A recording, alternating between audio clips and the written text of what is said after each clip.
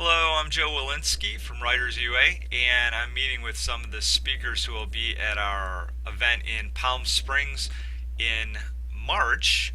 And I am speaking today with Zohra Mubeena. Hello, Zohra, how are you? Hi, Joe. Thank you. I'm doing good. How are you doing? Oh, excellent. Where are you speaking to us from today?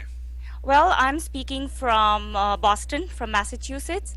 I work with a software company. It's an enterprise company called Corian Corporation, and it's based out of Westboro in Massachusetts. Oh, all right, great. Also, Zora, just give you a little bit more information. Zora has BA in English and a master's in technical and professional writing from Northeastern University there in Boston. She's her topic at the conference is adapting to agile development for software documentation. So, why don't you give us a little preview of what you're going to talk about? Sure. I have been with the company for about 3 years now. And prior to that, all my experience with software companies that I've been with have been in the waterfall methodology for documentation. And when I moved to this company, the company was adapting to Agile and engineering engineering, when I say engineering, it includes QA, had a sort of a process established for the Scrum methodology, and documentation was starting to adapt at that point. And over time, we established strategies and techniques that I bring to the table, that I intend to bring to the conference and share my experience, my team's experience on how we adapted and we became part of the sprint planning and the scoping that was done. And over time, we have adapted quite successfully, I would say. And today, we have started including our review processes, our bug fixes, and everything runs in an agile environment. So that is what I intend to share with the team in California. Oh, okay. Now I know like different organizations have different levels to which they adhere to agile processes. What's it like in your organization? Is there a strict set of schedules and rules, or is it a little bit more laissez-faire? Where I would say it is a mix of both.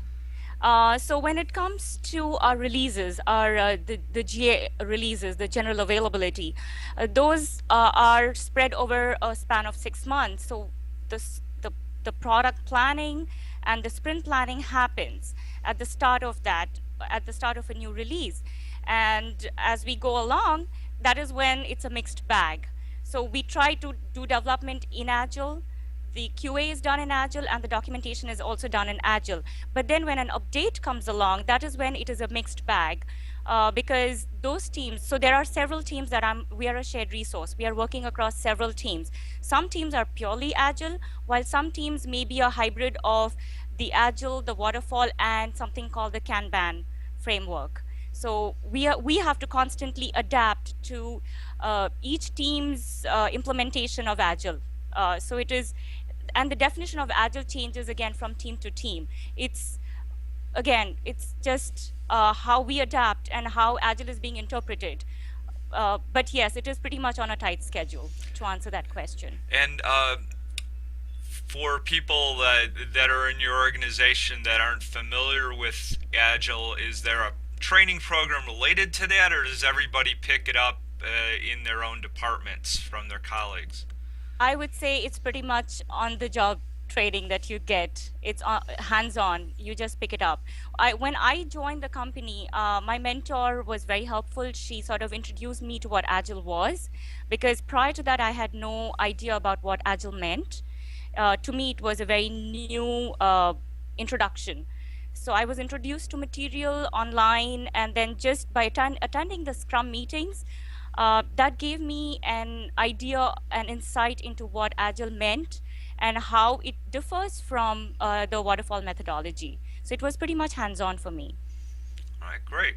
Well, thanks for taking a few minutes to talk with us about your session, and I'll see you in Seattle in March.